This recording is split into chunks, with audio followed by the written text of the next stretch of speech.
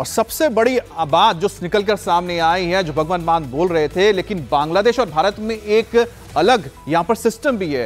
भारत में आप सोचिए कि पंजाब में आम आदमी पार्टी की सरकार है, केरल में लेफ्ट की है, डीएमके की तमिलनाडु में है, कर्नाटक में कांग्रेस की, तेलंगाना में भी कांग्रेस की सरकार है। तो ऐसे में भारत में तो कई पार्टियों की सरकार चल रही है, किसी एक पार्टी की नहीं है, इसलिए यह राजनीति हो रही है। बहरहाल केंद्र की मोदी सरकार वक्फ अधिनियम को बड़े संशोधन के जरिए बदलने जा रही है।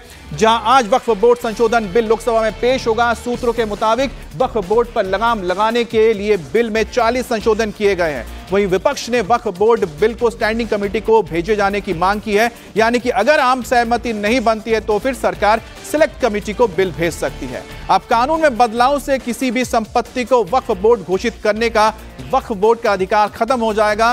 वक्फ प्रॉपर्टी को कोर्ट में चैलेंज करने का रास्ता खुलेगा। वक्फ ट्रिब्यूनल के अधिकार कलेक्टर, डिप्टी कलेक्टर को दिए जाएंगे। वक्फ ट्रिब्यूनल के आदेशों के खिलाफ हाईकोर्ट में जाने की छूट होगी और वक्फ प्रॉपर्टी का सर्वे हो सकेगा और दान का फैसला सिर्फ कानूनी मालिक ही ले पाएगा।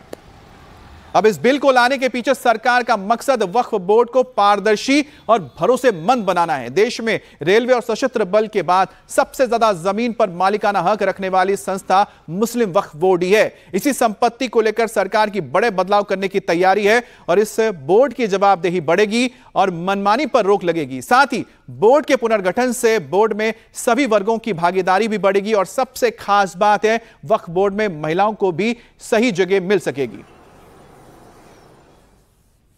इस बदलाव से यूपी और बिहार जैसे राज्यों में बड़ा प्रभाव पड़ेगा। इन राज्यों में वक्फ बोर्ड बेहद ही एक्टिव है और साथ ही बोर्ड के पास जमीन का बड़ा भाग उनके पास है। वक्फ बोर्ड के पास लगभग 8.7 लाख की संपत्ति है, जिसका कुल एरिया लगभग 9.4 लाख एकड़ का है। 1954 में वक्फ बोर्ड का गठन हुआ। उस वक्त देश में जवाहरलाल नेहरू की सरकार थी। उसके बाद बोर्ड में पहला संशोधन पीवी नरसिम्हा राव की कांग्रेस सरकार में 1995 में हुआ। इस संशोधन में वक्फ बोर्ड को असीमित शक्तियां मिली और नए नए प्रावधान जोड़कर वक्फ बोर्ड को असीमित शक्तियां दे दी गई। और इसके बाद दूसरी बार मनमोहन सिंह के कार्यकाल के दौरान साल 2013 में वक्फ को पूर्णतः स्वायत्तता दे दी गई।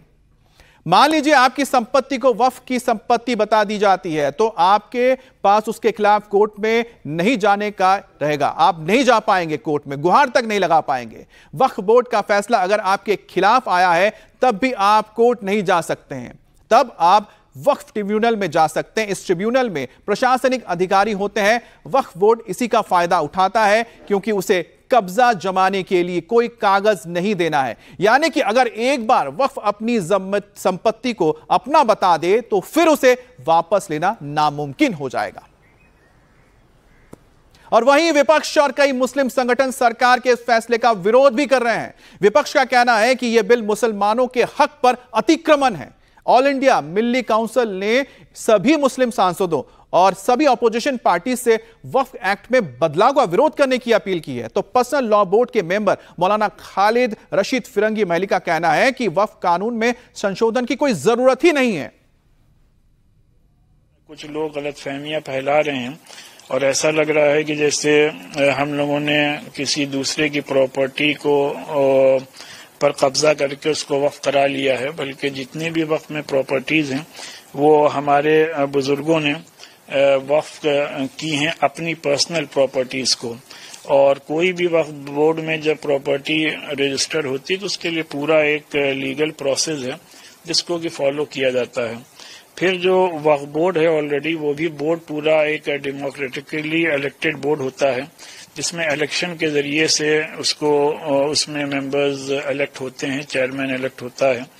में जिस तरीके से उन्होंने अमेंडमेंट किया है और बदलाव लाने की जो कोशिश कर रहे हैं, तो मैं उसको वक्फ कानून नहीं बल्कि वो कानून काला कानून बन जाएगा।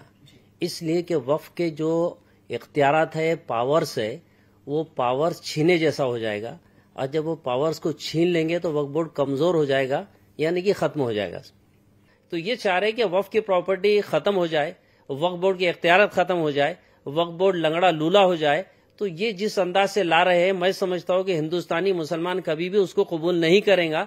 और ये अमेंडमेंट ला रहे हैं, हम उसको जो है तो रद्द करते हैं, रिजेक्ट करते हैं और उसका इनकार करते हैं।